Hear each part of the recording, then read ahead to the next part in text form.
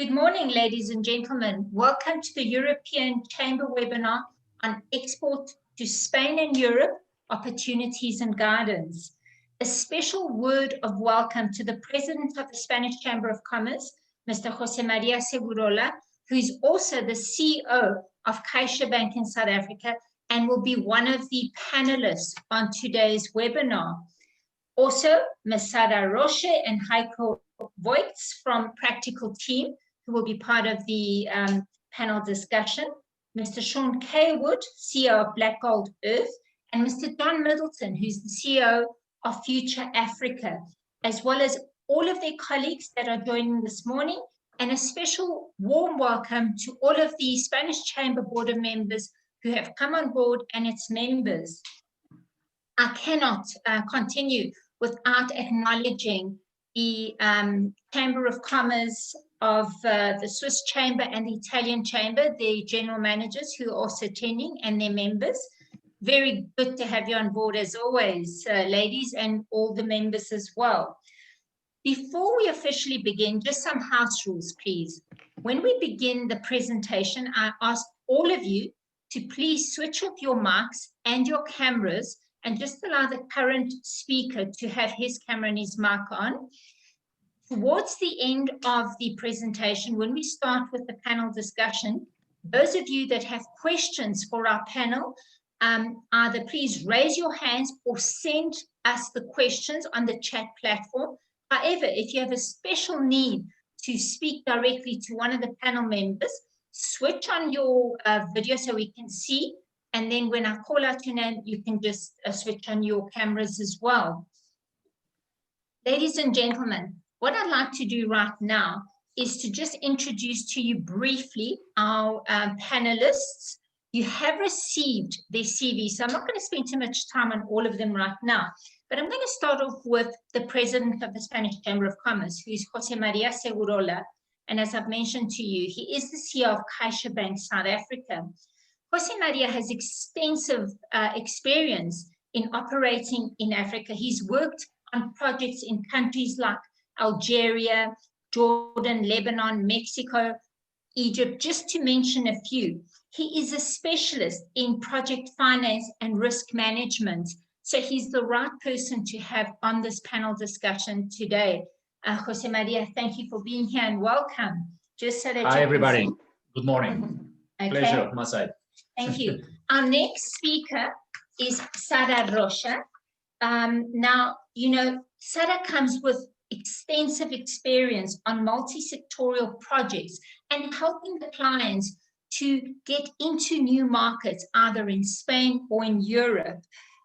She has been working with the South African market since 2014, and she helps mainly companies to look at what the opportunities are and to help them get into Spain and become strong organizations in Spain.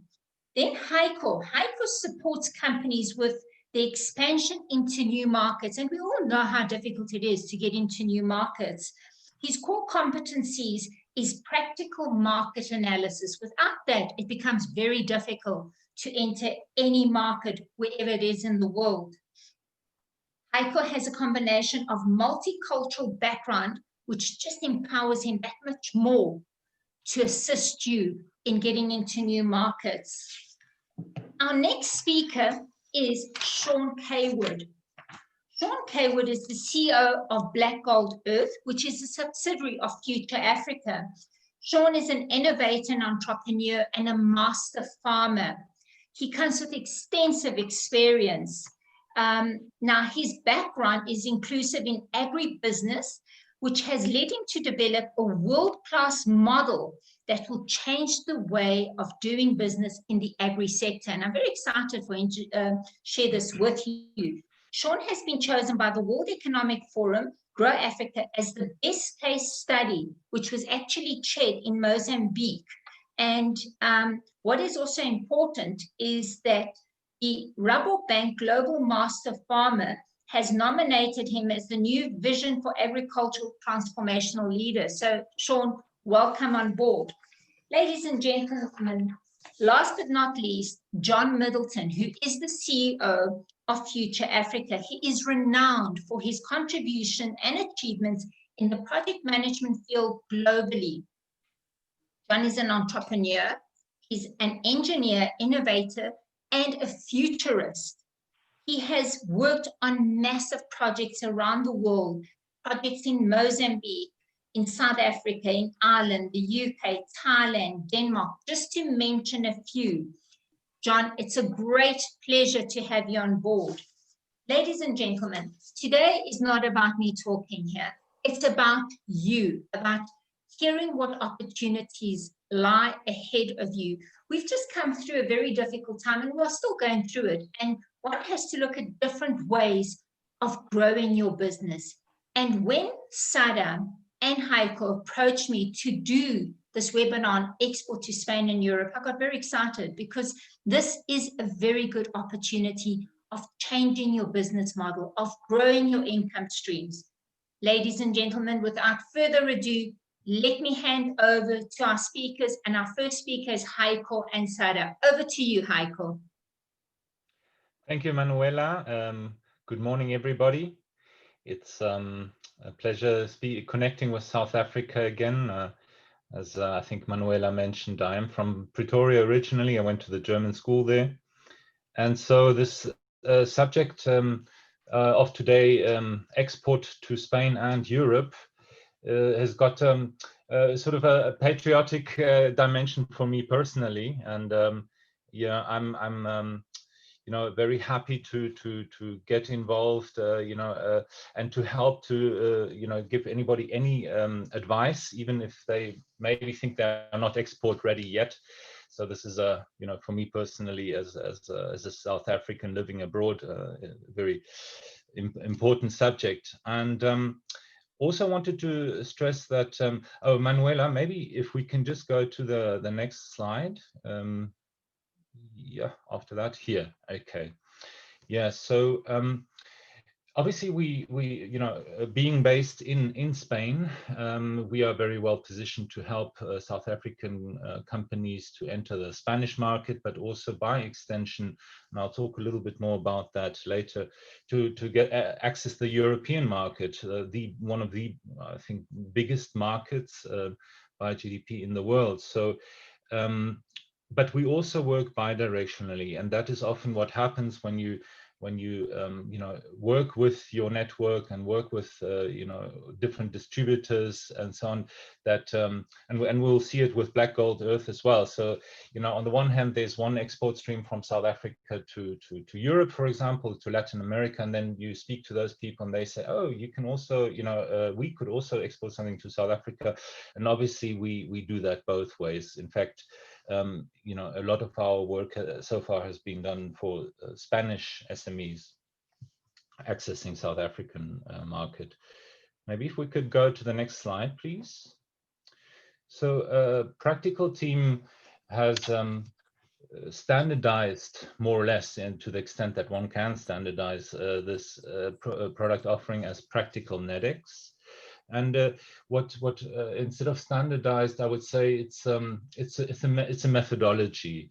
It's going about it in a routine way. And what does that mean? Well, first of all, the need, what you see there, we focus on SMEs, and because large international companies have internal international business development departments, and that is more or less what we do, international business development. So we focus on SMEs that can't afford to have an internal international business development department or export management department, and that is where we focus on. And then obviously we share our services, and therefore we are cost effective.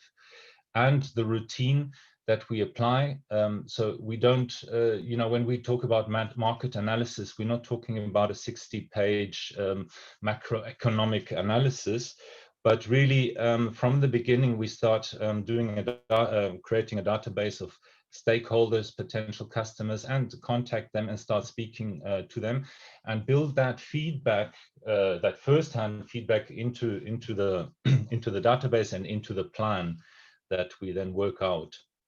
You can see And we then, accompany the SMEs through that whole process. And depending on the product and the nature of the company, that can be quite different. So today we're going to also talk again about with black gold earth, and you will see there that's it's maybe not quite typical, but also you will see adapting to each case. There will be different kinds of work to be done.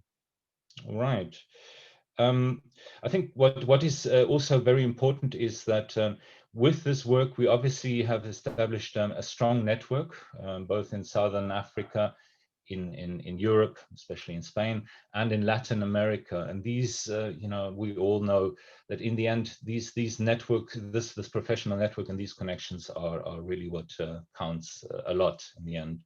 And saving another thing that you need to think of, that small and medium-sized enterprise, the money and the time that they spend on business trips and all that, and then the difficulties culturally and all that. This is where we can really add value and help people to find the right partners, be it distributors or customers. Whatever the case may be. If we could go to the next slide, please. Okay, so here, talking about Spain and South Africa, I mean, obviously we're talking about Europe as well, generally, but starting with Spain, we see that even though Spain for South Africa is not top of mind, South African companies by default when they think about exporting, they think about UK first, usually, and then US, Germany, the big ones, Asia, and Spain is often not top of mind unless you're in the tourism area. Then there are some examples, but we see that there's a lot of untapped potential because of this. And why? Because there are certain similarities in sectors. For example, Spain, you will see later on a slide, has got a very strong agricultural and agribusiness sector. And so that is one sector where we see a lot of potential. Maybe not exporting, for example, wine to South Africa. Why? Because Spain is a huge producer of wine, and you can't even get French wine here, and the border is just 100 kilometers away from here. So they're very protective as well. But what about the wine producing or has processing equipment and processes and software and so on? So that's again where there can be a lot of potential. And then obviously the automotive sector is long-standing, and there's a lot of interchange between South Africa and Spain there already, but probably potential for more. Green industries, there's a lot of innovation in both Spain and South Africa in green industries and services. Obviously, South Africa is very strong there. I've seen just lately again, BPO is very strong in South Africa. So, but sometimes I'm a little bit skeptical about these headline sectors, because one can really look at each opportunity individually. So, and if there's a product that isn't, any of these, there can still be a great potential for it, if it finds the right niche, and say, well, in Spain, perhaps with the specific niche that we're going for, we can do a lot. And then opportunities. So I think I would like to highlight two of these, the following points, and that is the European Partnership Agreement. So most products enter the European Union free of tariffs. So most are at 0%. There are some products which do have tariffs, especially in the food area, and some others where European Union is protecting their local production a little bit. That is allowed in the European Partnership Agreement, but most sort of manufactured products are 0% tariff. So that is an advantage. And then another advantage, the second last point here, is the exchange rate. Now, from South Africa, if you're exporting goods manufactured in South Africa, then that is now currently an opportunity, an advantage, because the products just got like almost 20% cheaper with the drop in the value of the rand. So that is an opportunity. Obviously, for Spanish companies exporting to South Africa, that's the opposite. But yeah, so I think that is, for South African companies, is something that should definitely be taken advantage of. The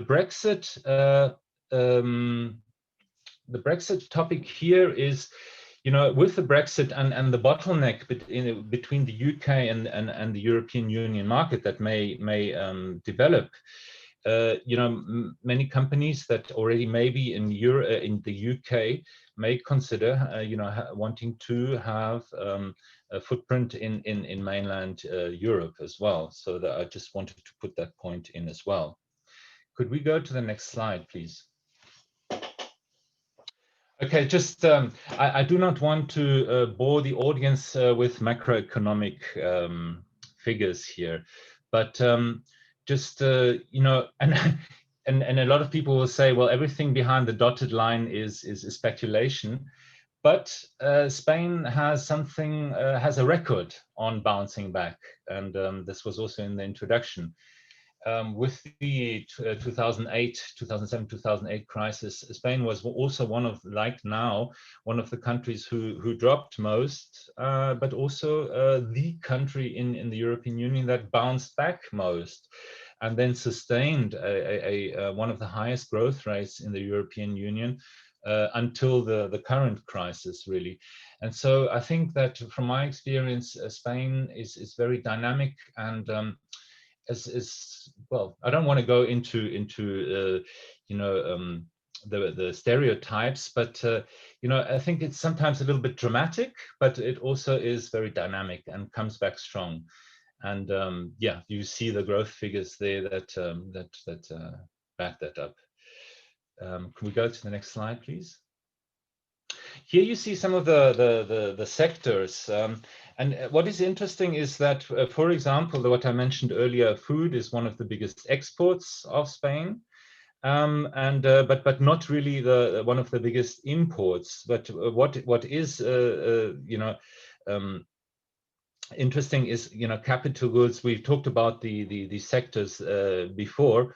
And here you see some of the macroeconomic data that goes in hand with that. You see raw materials, I think, is not very high on the list, and that is something to keep in mind. Also, I think what works really well, and what the Spanish Chamber practical team and all of us can really help with is more the value added goods. I think that's one of the main things to take away from this slide. Maybe we can go on to the next one. Spain, this has also got to do with a point that goes with what I said before: a strong growth and a knowledge-based economy. And this slide maybe speaks more to those that consider establishing a company, a society in Spain or in Europe. And there you will see that you will not have any issues finding the know-how at acceptable costs. And maybe just also and there's a lot of technical partners that we can introduce you to. For example, last year we did some preliminary work just to do the whole internationalization project plan for a South African company, very innovative South African company called Miser. They developed a hybrid system that can be retrofitted into heavy vehicles, and that is not based on batteries like most of them are, but on hydraulic pressure. And we did this preliminary work with them and introduced them to the automotive cluster, and to technical partners. And that's one of the points that we'll talk about just now is regulatory requirements.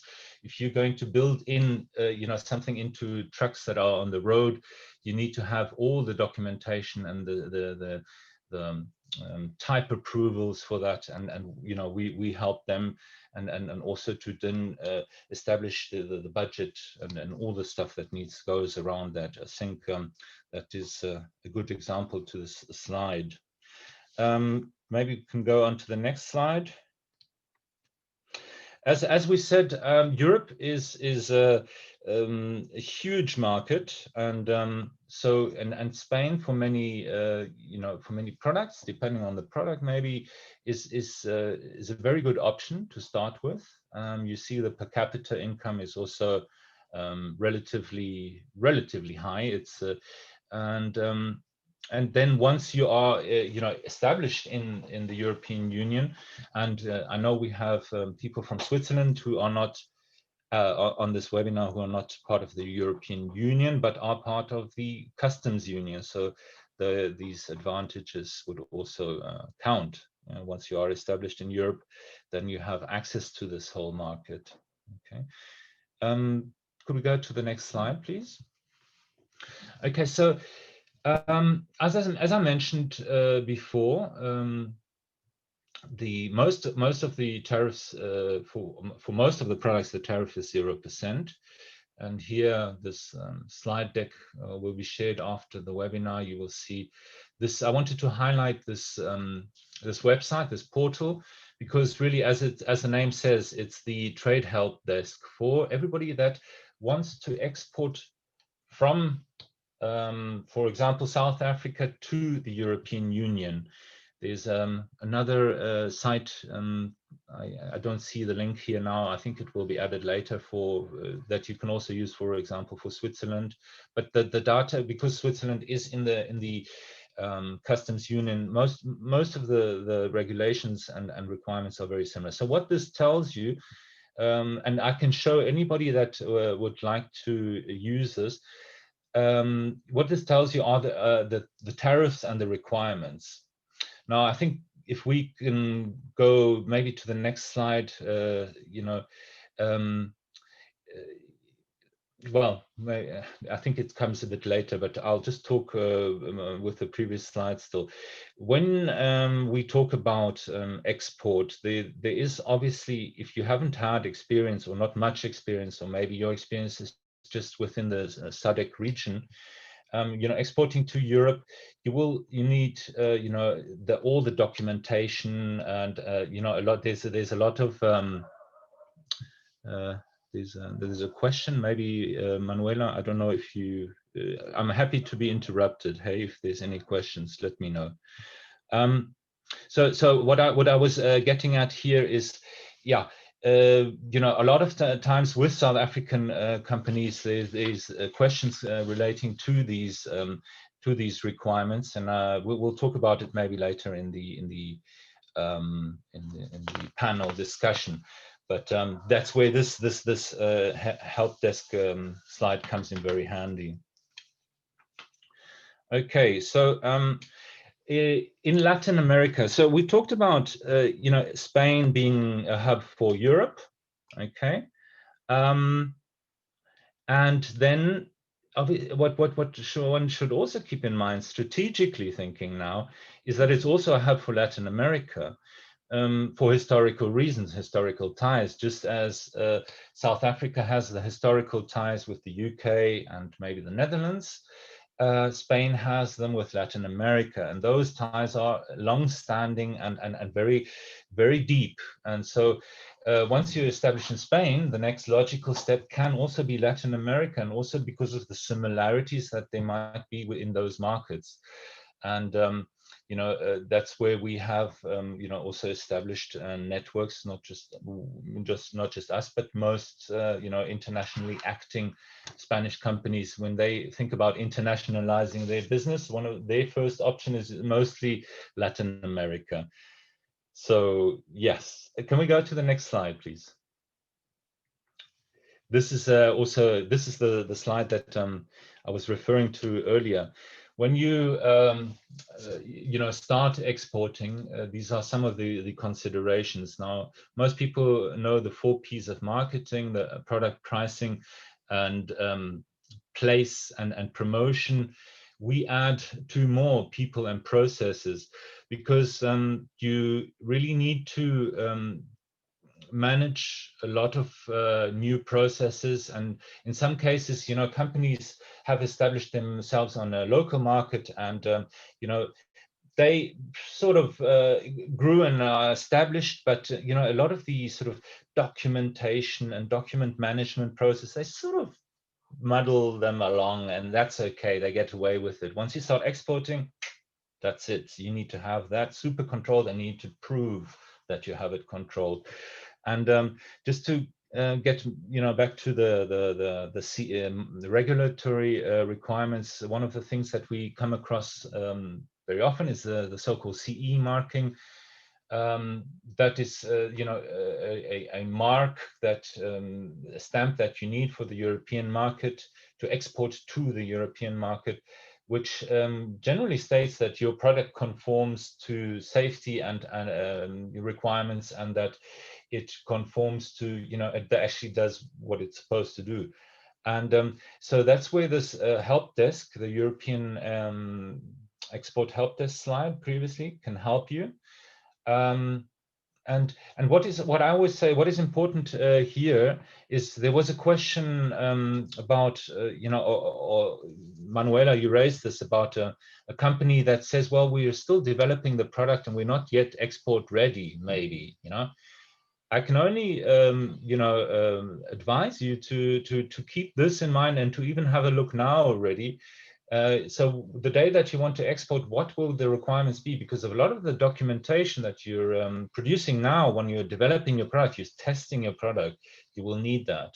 And maybe also, if you dealing with the South African Bureau of Standards, that will be relative as well later on. Yeah. So and then obviously, you know, for the example that I mentioned earlier with the South African company that we dealt with last year, that did the hybrid system for trucks. You know, sometimes you will really need very specific tests and type approvals, and there we then have, you know, we can introduce you to those specific laboratories or testing facilities in Spain that you might need to go through. If you're producing medical devices, there's a very clear set of requirements, and also there's approved audit and testing organizations that you need to go through, and that we can you know, introduce you to. But generally speaking, SMEs, what mostly they don't want to start off with or directly establishing you know, a company in Europe, but to find the right partners, that is by far the most you know, companies go through partners. And you know, that's where we do the, you know, go through the routine and the methodology that we said. We, you know, do a database, we qualify them, and then we introduce you to them. And then what you will see then, you know, what you find is that a lot of times you find the right distributor, and they say, oh yeah, that's great, and so on. When it comes to the point that their sales reps actually need to sell it, they spend time selling what they always sold, because that's what they know. And so there's an accompaniment that we go through, and then we help them sell your product, really. And that, because with finding the right partner and signing a distribution contract, usually it's not done with that. Yeah, they need to be motivated to actually sell your product. And then, you know, obviously the capacities that you need around that, something that you need to keep in mind internally and or subcontracted. If we can go to the next slide. I think I've talked through most of this. Maybe I think I've actually talked through all of this already. Just to recap quickly, you know, do a quick market analysis. You know, is it where shall we go? Is it does it make sense to go to Spain, or should we straight away start thinking about you know, another European or Latin American country? You know, for example, I said about wine. That would be a clear answer. No. the other example of the hybrid system, well, especially Spain, was resulted as a good starting point because of its strong automotive industry, as opposed to Germany, because Germany has an even stronger automotive industry, but we know that it's very difficult to get in there, and in fact, the innovative technologies have been buried, in the lowest drawer and never came out in Germany because of the establishment there. And Spain is more dynamic, and so I think that was one of the reasons why they chose Spain as an important starting point in Europe. So that to the market analysis, and then like I said, contacting the stakeholders, building a database and qualifying them and introducing you to them, closing those partnerships, and like I said, with closing the partnership, it's usually not done. You need an accompaniment to motivate them and to keep them motivated to sell your product. Can we go to the next slide, please? Yes, and in this, with this slide, I'd like to introduce you to my colleague Sara, who will talk through this success case of a Mexican company that we helped access the European market. Okay, thank you so much, Heiko. Very interesting your speech. And good morning, everybody. First of all, thank you so much for your attendance, and thanks to the Spanish Chamber of Commerce, of course, and mainly to Manuela for counting on us for this interesting webinar. So as Manuela said before, from Practical Team, we have been working with business relationships between South Africa and Spain since 6 years ago, more or less. So it's really exciting for Heiko and me to share with you our experience and opportunities to continue with these relations. So needless to say that all the speakers are at your complete disposal for any specific question or doubt regarding prospecting in the Spanish or European market. So I'm going to talk briefly about a project in which we are working on with the model Heiko has explained. It's a Mexican company which sells health prevention and skincare products. They needed to expand their business here in Spain because they knew about the big potential opportunities they had in our country for their business. So first, we created the society here in Spain in order to have better conditions about billing, imports, financing, etc. Then we was working in the market analysis and legal regulatory requirements, because it's important, Heiko said before, to take into account these requirements and these obligatory terms we need to pass for exporting and for selling here in Spain. And also after that, we had to define prices, channels, and a practical marketing plan in order to have a structure to import and to sell the products here in the country. And now we are continuing working on identifying the right partners here in Spain, which have own online and offline shops and business channels already working in the country to boost the sales of our clients in the market. So we are working on this practical NEDEX model that it's really, really interesting to come here to Spain. And in this moment, this company has 2 years of experience in Spain, selling its 2 lines of business in this health sector and increasing its presence in Spain through the alliance that we are building in the country. So this is really interesting because it's a good project in which we are working now. So can you move on, Jaime, to the next slide, please? Thank you. And finally, to close our presentation, you can see in this slide some of the organizations and institutions. There are many, a lot, here in Spain and also in South Africa, that could help you a lot with any doubt, any need, or any problem maybe you have in the international process or in your legal requirements, respecting different issues. So you have details in this slide, but anything you need, please let us know, and we will help you, no problem. So thank you so much. This is our part from Practical Team. Manuela, please, you can continue. Thank you so much for this, Heiko. Sara, you've given us an idea of what one needs to look at and what needs to do to prepare to enter new markets.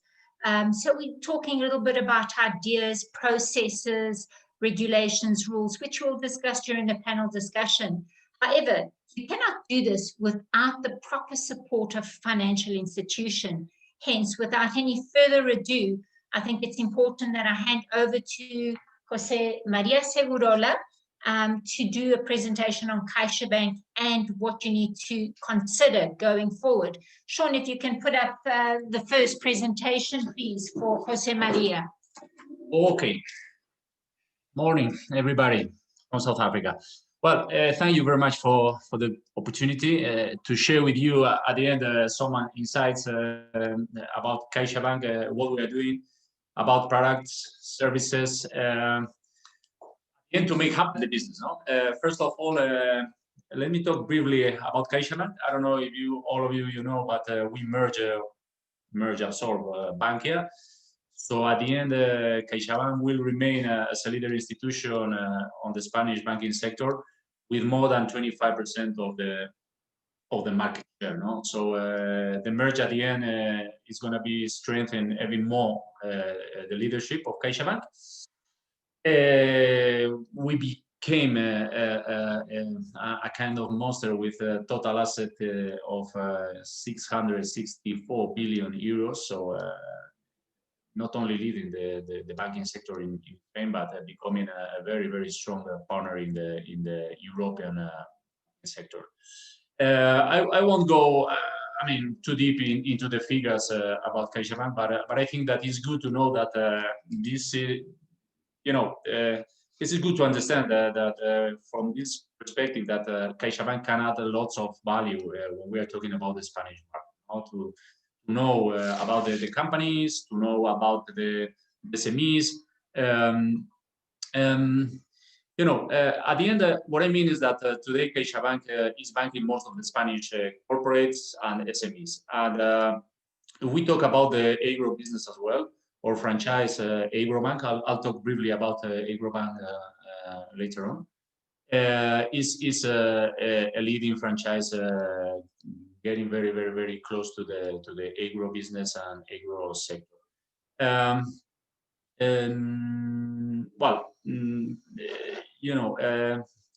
But I'll talk about Agrobank later on. So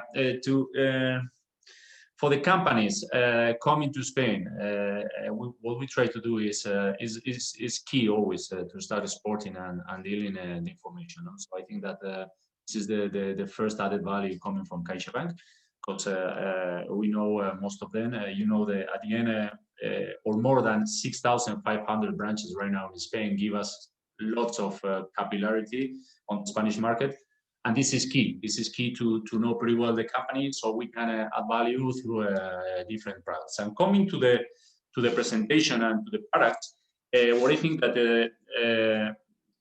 one of the best solutions right now is the factoring, the reverse factoring, and the confirming. No, so at the end, I don't know if we can go through the presentation, Shaun.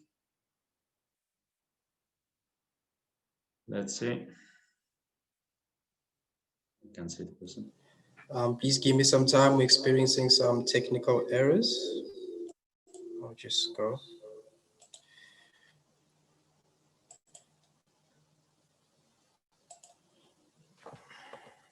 Well, anyway, just to highlight, this presentation is a worldwide presentation. It's not specific for South Africa, but it works perfectly in South Africa. Now we are members of the factor chain, and that means that we are partners in South Africa, and we can handle the transactions both sides, from Spain and Europe to South Africa, and from South Africa to Spain. So yeah. This is the overview. Come to the first slide, please, Shaun, if possible.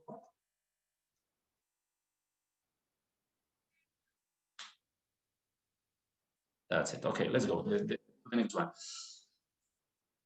So yeah, so here we are talking about both sides. I mean, when we're talking about factory, you have to understand that when we are talking on this presentation, the customer is the client in Spain, and the supplier is the exporter from South Africa. You know, in this case, at the end, we got a supplier exporting from South Africa to Spain, and so CaixaBank, what we're doing is since we are banking the customer in Spain, we're giving the platform and the discount of these invoices to the supplier.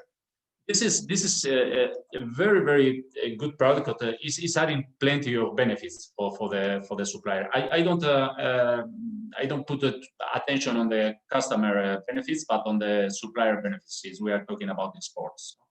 But yeah, first of all, we are financing directly we are discounting the invoice. So it's a huge risk mitigation, because since CaixaBank is buying those invoices, and meantime, if the invoice is in euros, you can imagine that the rate you are getting for the discount is excellent. Right now the Euribor is negative, so we are talking about 1.5% for this discount. Let's move to the next slide, please. So yeah, you can see that when we are talking about the international supply chain, you can see as well that the RAN is there, so we can handle transactions in plenty of currencies, and which is perhaps the most important thing is that we are able to do it in a very agile model. No, it's very intuitive. It's very easy to manage. I remember pretty well when I was in Egypt, in Cairo, visiting some big companies exporting to Spain, and we installed the program, and they could check directly the invoices, and it was incredible. No, at the end it was a kind of simulation. You can immediately get through the simulation the discount you will get from your invoice, and clicking a button you can get paid immediately. So it works. If you go to the next slide, you will see that not only this, but we have plenty of channels to give a good advice to the client. When the exporter, the provider is on board already, he has an incredible and very quick call center.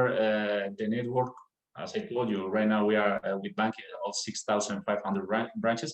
But the most important thing is that CaixaBank now, the online platform, works excellent. It's very intuitive. It's very easy to follow, and it works perfect.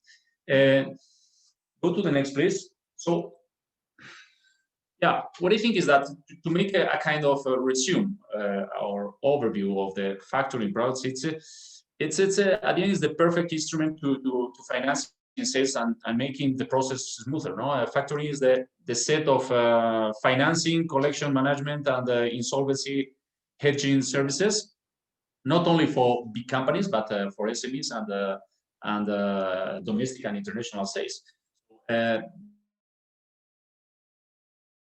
I think that, and I'll be happy to answer, but I think that if your client in Europe is dealing with CaixaBank, because CaixaBank, being a Spanish institution, we have a full branch in London, have a full branch in Paris, full branch in Frankfurt, full branch in Warsaw in Poland, and full branch in Morocco. So we can handle not only transactions and clients in Spain, but also on those countries. No?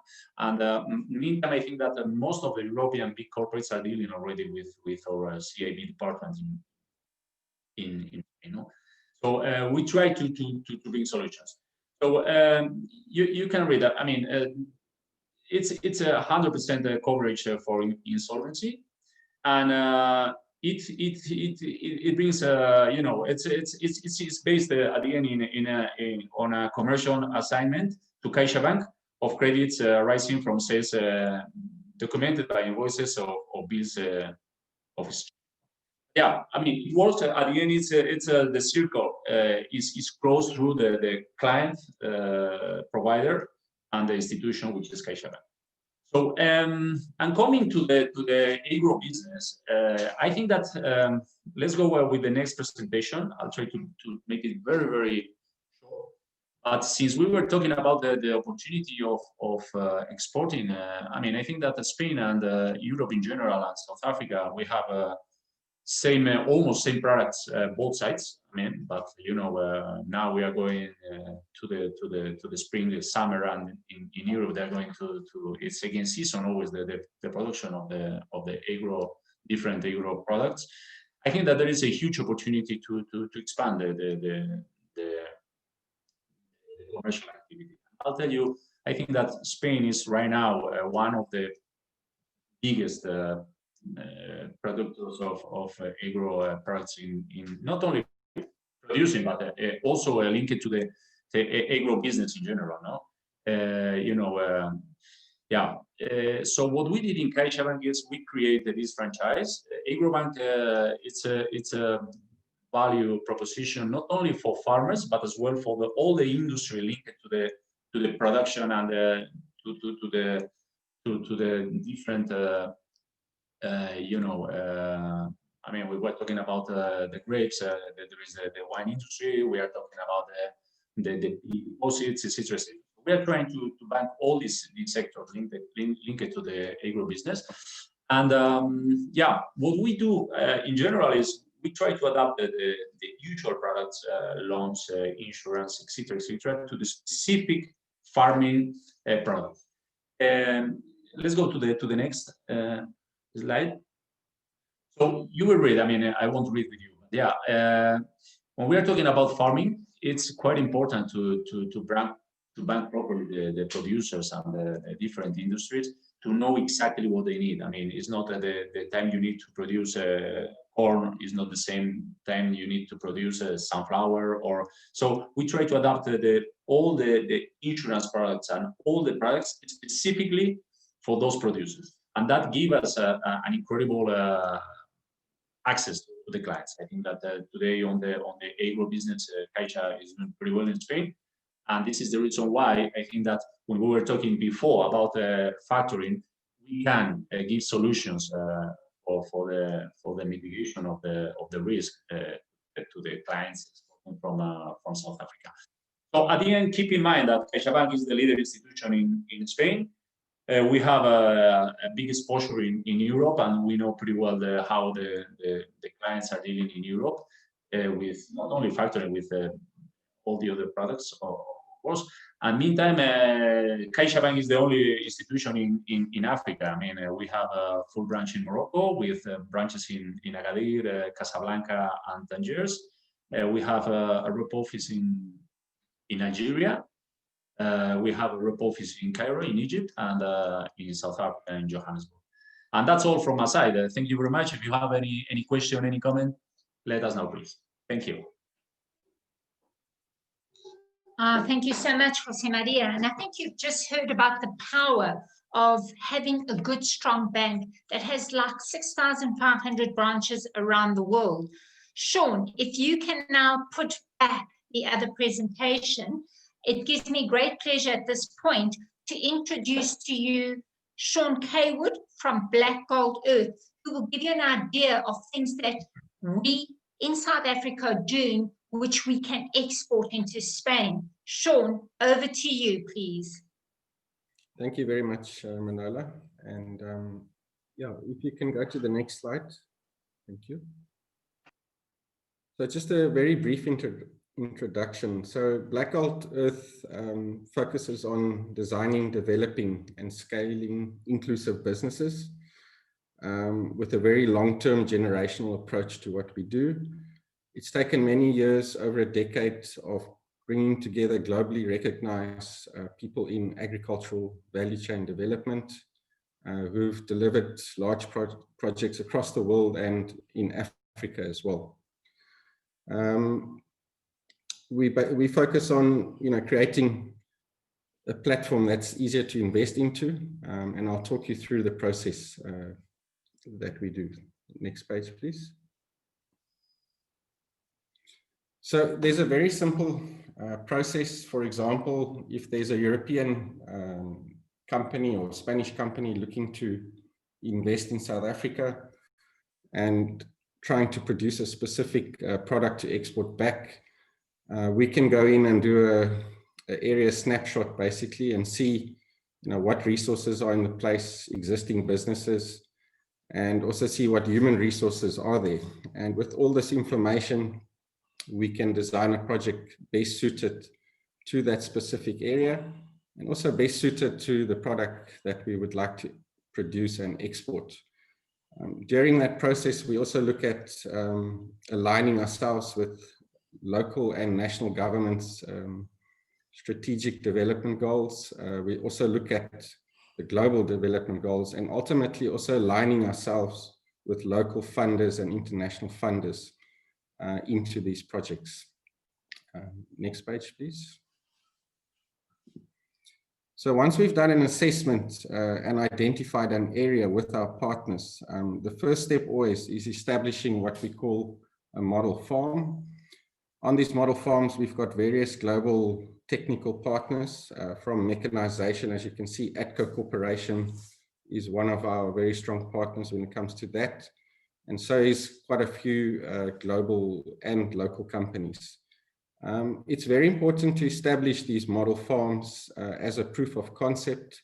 We always try and establish them at a scale that we can service local and regional markets. And in that 2 to 3 year process, we're also now aligning ourselves to the standards that we need to get to enter the European markets. As well, these projects need a lot of human resources, and one of our main goals is to create as much economic impact in these areas.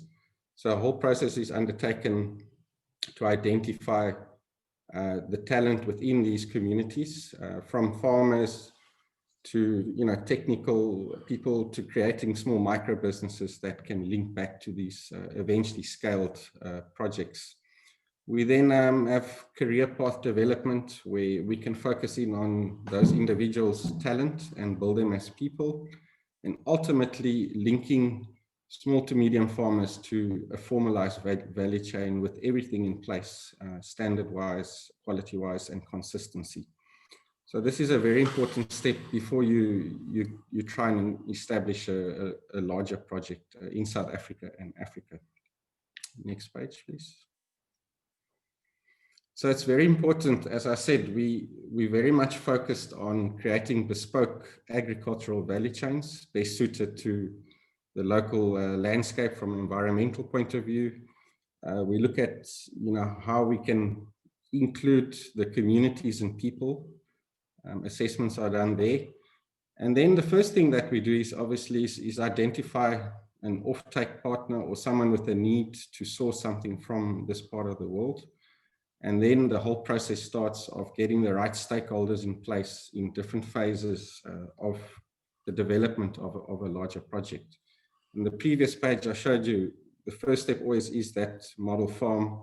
It gives you to ready, and obviously to have the human resources and everything aligned with funders to now scale your projects. The value chain that we've developed, it's nothing special or different. But our focus and investing in people at the beginning is very important because it also reduces the risk from an investment point of view as well as insurance. These are people that have been selected and highly talented and people that you can invest in. And that will filter into the whole value chain eventually, creating a platform that can be invested into. Next page. So ultimately, when we look at it at a very high level, you can't develop projects, as I said, if you're not aligned with the national government's development goals. And it's always important to include them in this journey that you were taking, establishing a company in South Africa or a project. We always look at government to assist us, obviously from a policy point of view. For us to develop rural South Africa or Africa, we need policies to be aligned to these businesses. And sometimes they're more focused on the commercial. So a lot of work can be done there with government. As a group, we focus very much on the private sector, partnering with the mining sector, the agri sector, as well as conservation. And they can bring various resources initially into the establishment of the model farms if needed.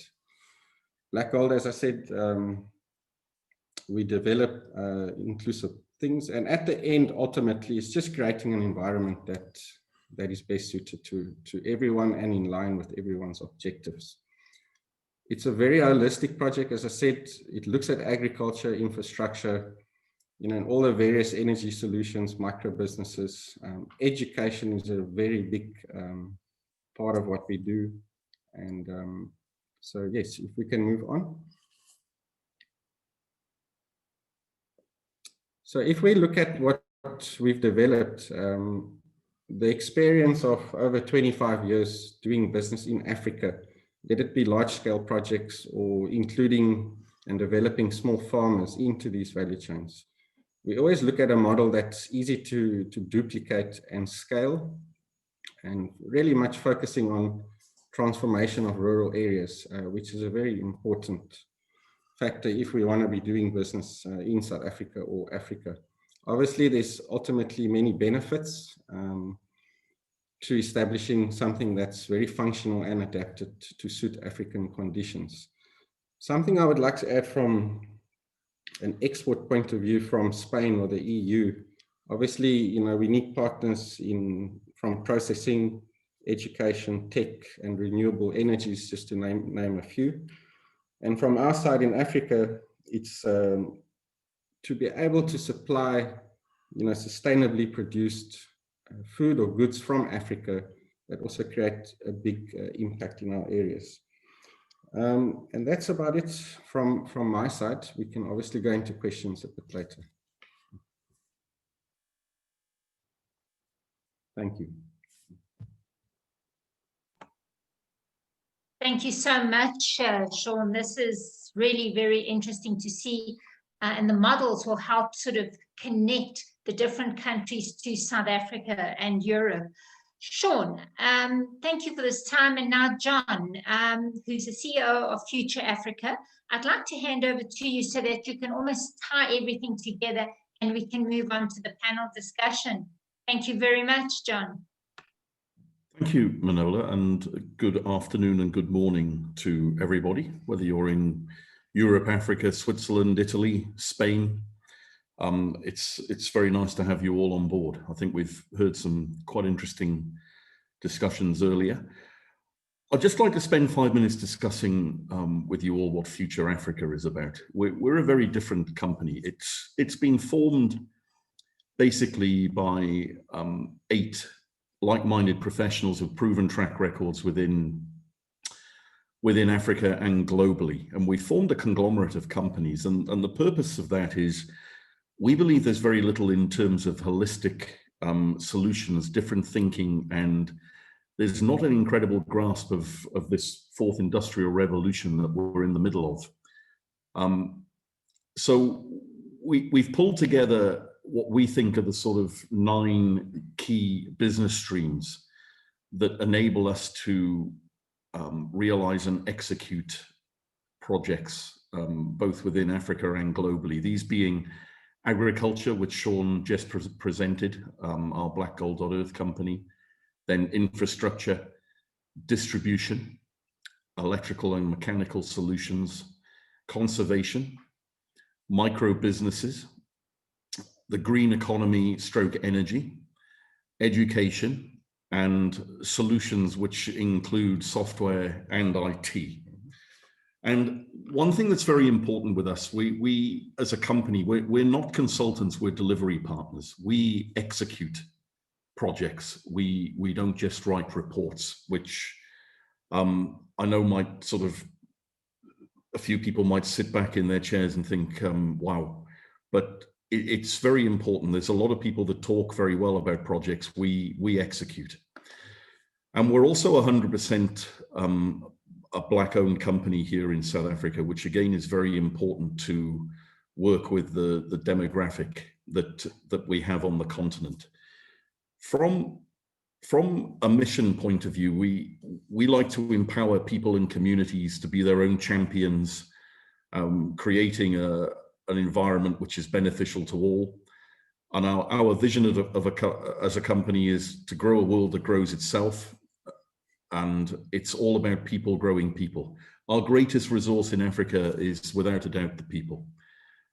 Our values as a company are generational sustainability. It's not just about today and tomorrow, it's for the long-term future. We're looking at planning 30, 50, 100 years in advance. We'd like to empower people, give people the tools and the knowledge they need, the education to allow them to be their own champions. We like to liberate people. We're very strong on disruption. We like to challenge the sort of business as usual approach, and add a lot of value, keep things simple to ensure our goals are met. We like to add value in everything we do, and very, very importantly here in Africa is we are very ethical, which is very important to us, and I believe our partners both globally. Certain focus areas we really look at is localizing, job creation, education, upcycling. There are a lot of assets in Africa that are currently not utilized particularly well, and obviously upskilling people. So the title of today's webinar is Export to Spain and Europe, Opportunities and Guidance. I think it's a bigger picture, personally. I don't think it's just about export. I think if you want to kickstart economies, it's about spending and circulating money. And to do that in Africa, the logical starting point for us is we need to identify projects, which we do, whether they be power projects, whether they be agri projects, whether they be assembly or manufacturing projects. And we look at offtakes where they can be around the world. And obviously Europe is a very big offtake in terms of what I've just discussed. And I think the logical starting point is really what can we first of all gain from Europe in terms of knowledge, capability, investment. What do we have here in Africa? We've got a great workforce. We've got people who want to upskill themselves, educate themselves. They want to work. We've got plenty of land, and we've got plenty of water. We've got plenty of sunlight. And as I was saying earlier, when we started looking at doing things differently, if you look at food, for example, which Shaun, being a master farmer, educates me on a daily basis. We're in the Southern Hemisphere, very simple things. You know, when you can't grow certain things in the Northern Hemisphere, we can grow them here and export into Spain. And I think we need to start thinking in a very holistic way of what is required at what time in the year, where, how does it work? How does the value chain work? How does it link into food security? How can we link it into employing thousands of people? So I think my message is quite simple, really. We in Africa have got some incredible opportunities, and I think with the right offtakes in Europe and also the Middle East, Asia, Australia, North and South America, I think we're in a truly amazing space to make a difference to the planet. Thank you very much. Shaun, thank you so much for that. I think you've hit on some very important points about growing businesses, growing economies, and generational sustainability is something that is important across the world. And if we can take these models and export them and localize them as is required, it'll just make all of our brands here in South Africa and globally and in Spain so much more powerful. Ladies and gentlemen, I think what we need to do right now is start the panel discussion. And I'd like to pose the first question just to begin the whole process. And I'm addressing this to all of you. First question being, what are the most common challenges companies face when embarking on the export business? And in some cases, John, what you mentioned, even from an importing perspective. So I'd like you to maybe address issues of regulation, lack of strategy, and culture, because those are very important parts of the challenges that any organization experiences going forward. If I can ask the panelists all to switch on their videos, please. And Heiko, can I throw the first question to you, and then we can get the responses from the panel members. Thank you. Yes, thank you, Manuela. Yeah, like you said, one of the with the common sort of product export scenario, we find that a lot of the time the regulatory requirements are something that people do find a challenge. Companies find a challenge. So the CE marking, what I mentioned, is a common challenge. And also the example of the South African company with the hybrid system, there it goes further than just CE marking. It's type approval and very specific processes. The lack of strategy point, I think what a lot of companies end up doing as far as their internationalization or export business is concerned, they meet people at trade fairs and they start, with these spot transactions.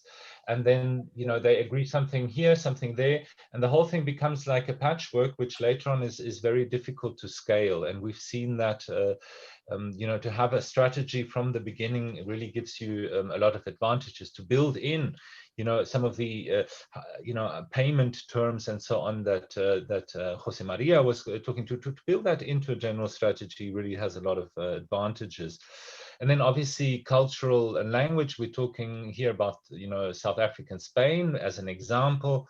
One of the reasons why that isn't top of mind is obviously cultural, historical, language-wise, and that is where we can help.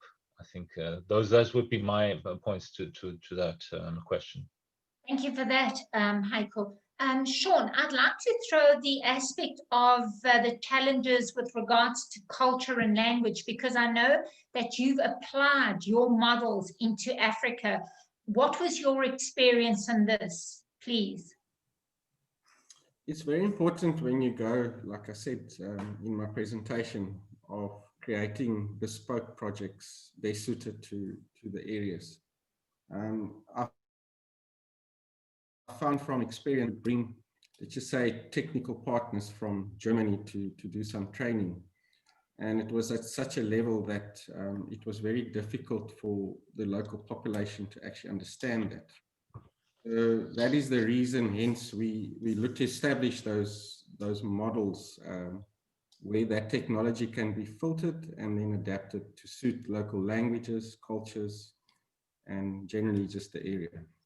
Thank you very much. Jose Maria, could you add to this, please? It's all about person. No? I think that first of all, it's about being competitive. Today is all about efficiency, quality, and of course, it's about understanding each other. No? This is the reason why I think that any project all around the world for any internationalization means that you need the right person pushing hard and trying to bring new bridges up. Yeah, it's all about the person. I mean, but the person has to be efficient, has to be competitive, has to be focused on the goal. That's it. I think that I could talk. I remember pretty well when I went 13 years ago to Algeria. It was a Northern Africa country, completely different the culture. was not easy, but you know, at the end, when you try to do your best matching with the people and understand the needs, at the end, all of us, we are persons, no? And we know each other, and we may grow the business ourselves. So it's trying to be honest, but yeah, I think that companies grow the business, the business through the persons. And the persons you are recruiting, they have to be efficient and very competitive today. Thank you very much, Jose Maria. The next question I'm going to direct to you, Sara, is, are there export-specific consideration when it comes to payment methods and term? What have you experienced from your client side? And then I'm also going to throw this back to Jose Maria from a financial perspective. Your question is about payment, Manuela? The payment Yes. requirement. Yes. Okay. Yeah, it's important to take into account that here in Spain and also in Europe, we have the euro in the country or in the area. So we need to know every day how is the change of our euro and rand, because it's important to have this difference between the prices, the margins, and these problems we have every day with the different money here in Spain and in South Africa. And for instance, Heiko and me, we had some problems some weeks ago with this situation between the euro and the change of this payment. But if you take into account this and you have very good prices defining plan, I think it's not a really big problem to come here with the euro. Thank you for that. And I think Manuela, yes, if I could just come in there, as far as payment terms is concerned, and obviously this is you know, the subject for Jose Maria, but I just wanted to bring in one part from our side, as far as the distributors and so on is concerned. When you go into export business, there's a very important aspect, which is the Incoterms, the international commercial terms. And they, you know, that has, you know, to do with that, you know, who pays for what and when, and then obviously the payment terms is something that really needs to be very precisely put into any contract that you make with the distributor. And like Sara just said, we had an example of a South African distributor for our Spanish client, who had already made his proposal to Sasol. And then when he had to pay for the order, yeah, the rand exchange rate had fallen, and he basically lost his margin. And so that is something that you know, I think that you need to speak to your bank. And Jose Maria, maybe you can elaborate a little bit more about that. These things are very important to keep in mind, especially between Europe and South Africa, with the rand being so volatile. FX is always an issue, no? If you we know pretty well. I mean, since I arrived to this country, I saw the rand at 13.20 against the euro and 20.7. There is a good business case to analyze. If you are exporting or importing, you can imagine the huge difference we are talking about. So yeah, but when we talk when we are coming to talk about solutions, I think that every single country is different, and there are some rules in every single country that makes the business to flow in one direction or the other. I mean, with some products. So I remember when I get into Algeria, suddenly they put loi de finance, and it was a law to avoid completely the you know, the FX problem, no, in the country. So they were forcing everybody to open an LC for any single transaction. That was a mess, but yeah, at the end the country was able to go through. So at the end, if we're talking about Africa, every single country is different. But yeah, I think that it's when we're talking about solutions, there are solutions, of course. It depends as well in terms of negotiation between providers and clients. what you can expect. I mean, if you are supposed to export to a big company in Spain, perhaps they will put on the table the rules and you will go through them. And that's it. It depends on the power of each part. No? But yeah, I think that today there are solutions, and we know that this situation is bringing even more volatility to the markets, and it's not easy to manage. I mean, but yeah, you can imagine, as I told before, I mean, if you are a South African company and you are importing euros or in US, but you can imagine what happened during the last 6-7 months. No, it's horrible. Yeah, you have to face those issues and try to make secure the rates and the effects and their solutions, of course.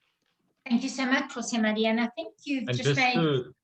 Maybe just to talk, on a positive note, as far as South African products are concerned, the exchange rate at the moment is very positive. So it cuts both ways. No, yeah, now it's an opportunity. If you are an exporter, but if you are importer, yes, you are on the other corner of the field. Both ways. Yeah, of course. And it's important to when we define the prices to the products here in Spain or in Europe, we have to take all this into account, because it's really important to calculate our margins in Spain, to take into account these things, the price, the exchange, and the Incoterms payment you have to pay. Okay, so I think thank you for that, and I'm so glad, Heiko, that you and Sara have raised a case study where you had something, and due to the current COVID crisis, it changed the different rates and what happened to your profit margins. But as Jose Maria said, there are tools in place where you can secure your rates. So if you've got a good banker, you've got a good support team behind you, these don't become as serious as what we're hearing right now. I see that a question has come in from Bernard. If I meet a company that is interested to explore exporting to Spain or the EU, who do I connect them to, and what are the cost implications to do the market analysis? So Heiko and Sara, I'm going to hand this over to you, because it obviously has to start with you there. Well, okay. I would say, Sara, please. No. Well, definitely. I mean, go through the Spanish Chamber of Commerce, and Manuela will definitely connect us. And it depends on the product, and especially mainly on the product. But Sara, maybe you could just talk through some of the basic models that would apply. Yeah, first of all, I want to say hello to Bern, because it's a really good friend of me in South Africa. So hi, Bern, and thank you for your attendance to the webinar. And of course, it depends, as Heiko is saying now, it depends on the product, the needs, and the situation the company has in the moment in which we are working on.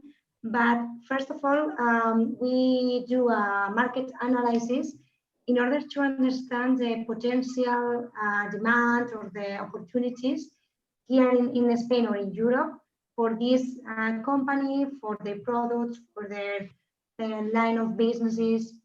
It depends. And then when we finish the market analysis, we decide if it's worth it that continue with the business expansion and business development or not, because we have had cases in which we have done the market analysis and there were not any opportunities in Spain for this type of company, because as Shaun or Shaun said before, it's important to take into account the technology, the prices, the competitive, and maybe Spain is not the correct country for this business, but it's for that that we have to make this market analysis in order to understand the plan and the opportunities in Spain and in Europe.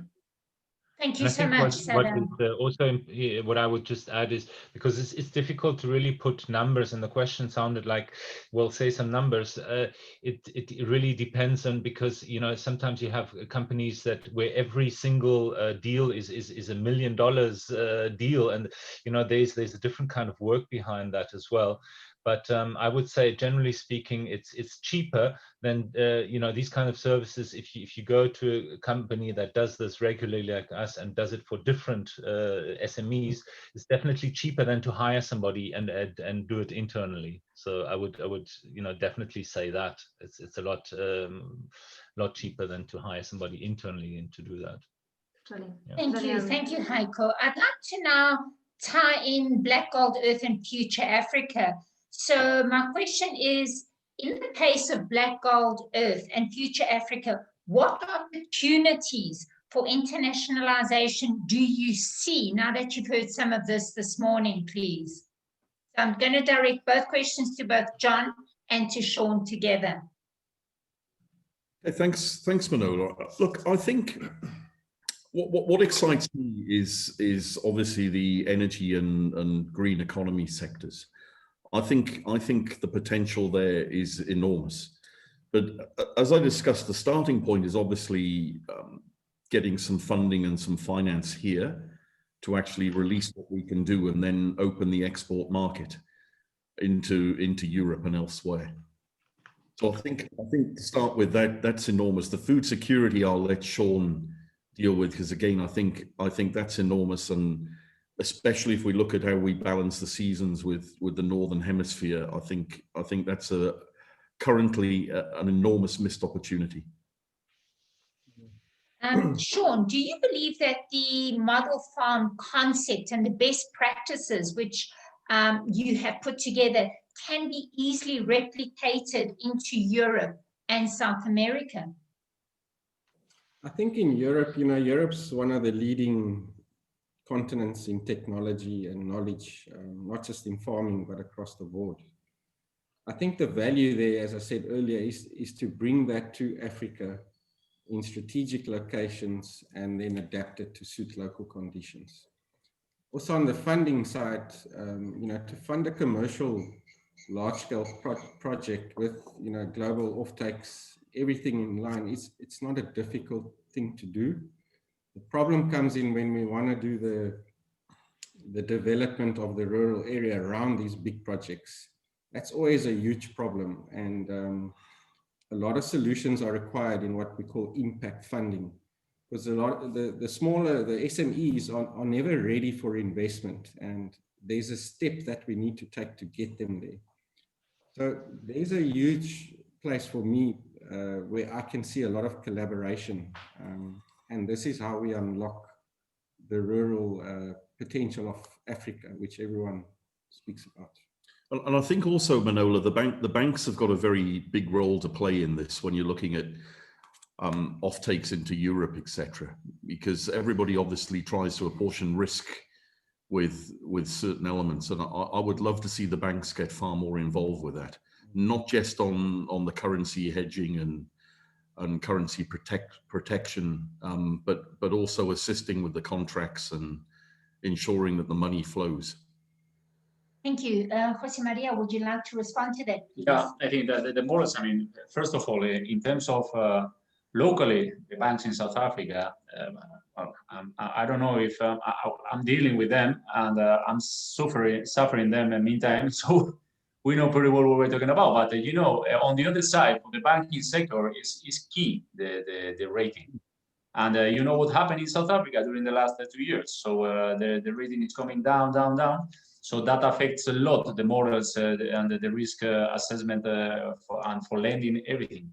So today, the banks in general, they look a lot to the risk models, and they think twice before lending, because the NPL ratios can bring any bank to the bankrupt position immediately. So it's complicated. It's complicated. I think that the banks they have a role in this society to lend and make grow the economy, and meantime they have to make steps and measure exactly the steps they're making forward, because that could be Yes. Thank you, Jose Maria. Ladies and gentlemen, I think we're heading towards the end. I think one of the most important lessons I've learned throughout the many years that I've been in management consulting and education is that your networks is imperative. Grow your networks, connect with the right people, especially when you're wanting to grow your business and extend to a global market. I invite you right now to keep connecting with us. Come to our events, attend our events. You will grow your networks. You will find the right partners to either address and assist you in entering new markets, finding funding, exchanging of intellectual property, and making sure that it benefits all parties. Shaun, if you can just put the next slide up, please. I think what is important is that I'm going to invite you right now to connect with our panelists going forward. And we will be sending out all the presentations to you. Feel free to connect with them, to talk to them.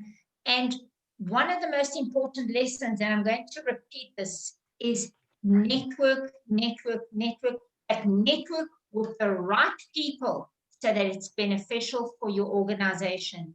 Ladies and gentlemen, thank you so much to all of our speakers. Thank you for your time. Thank you for empowering us with some more knowledge on how to grow our business.